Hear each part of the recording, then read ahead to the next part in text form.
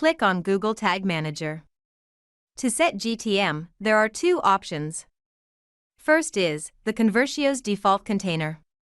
The second is to set up your own GTM container.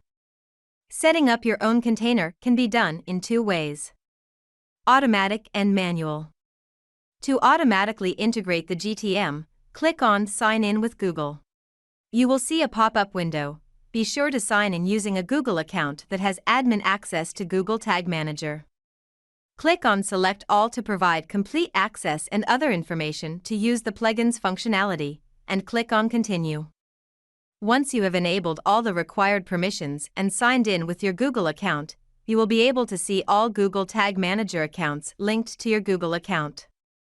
Select the specific GTM container ID you wish to link and hit Save to complete the setup. If you want to create a new container, click on Create New Container, select the GTM account from the drop-down, and hit Create. You will see the new container created. Now, to manually integrate the GTM, click on Manual, type in the GTM container ID, and hit Save to complete the integration. Thanks for watching.